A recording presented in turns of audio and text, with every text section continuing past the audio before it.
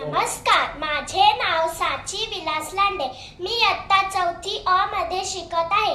माझ्या शाळेचे नाव मुलुंड विद्या मंदिर. माझ्या गोष्टीचे नाव आहे संत नरहरी सोनार. नरहरी सोनार या नावाचा एक भक्त पंढरपुरात होऊन गेला. तो मोठा शिवभक्त होता. त्याने शिवशंकराची आराधना उपासना करून त्याला प्रसन्न करून घेतले होते. तो पंढरपुरात राहत असून देखील कधीही विठोबाच्या दर्शनाला गेला नाही.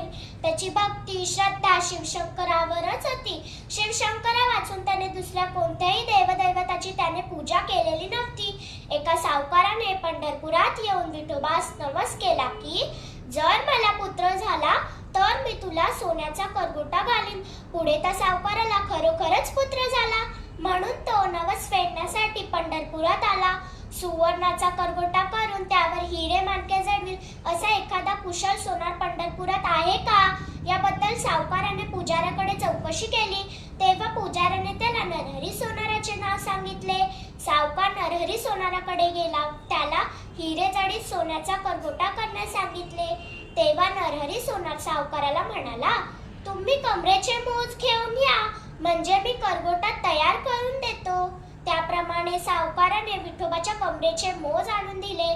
करगोटा तयार झाल्यावर सावकाराने विठ्ठलाची षोडशोपचारे पूजा केली व करगोटा कमरेस बांधू लागला. पण तो अपुराच पडला. म्हणून सावकाराने पुन्हा नरहरी सोनाराकडे जाऊन तो वाढवून आणला. तेव्हा तो ढिला होऊ लागला. करगोटा विठोबाच्या कमरेस काही ठीक बसतच नव्हता.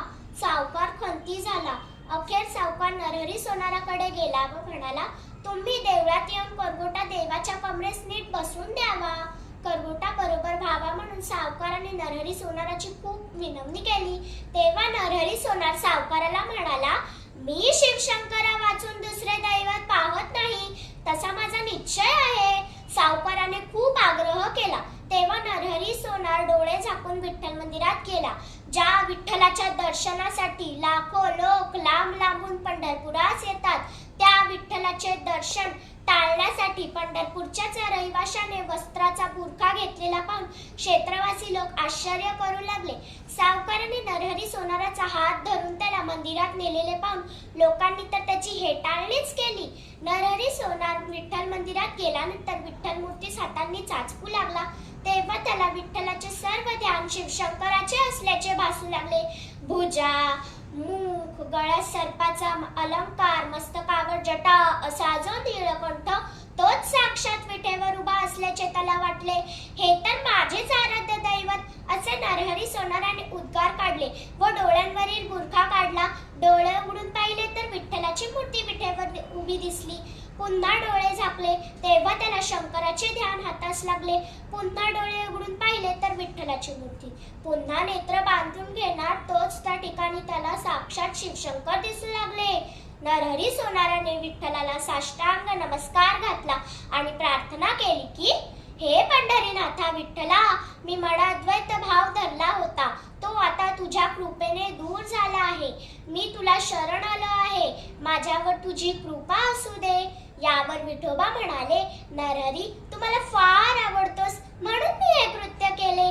मी आणि शिवशंकर एकच आहोत. तू तसा भेद मानू नकोस. मी व्यर्थ नेत्र बांधून घेतले. देवा मला क्षमा कर. नरहरी सोनार म्हणाला. त्याने मग तो करगोटा विठ्ठलाच्या कमरेस बांधला. तो अगदी बरोबर झाला. सावकाराला आनंद झाला आणि म्हणूनच नरहरी म्हणतात, देवा तुझा मी सोनार, तुझ्या नामाचा व्यवहार, तुझ्या नामाचा व्यवहार. धन्यवाद.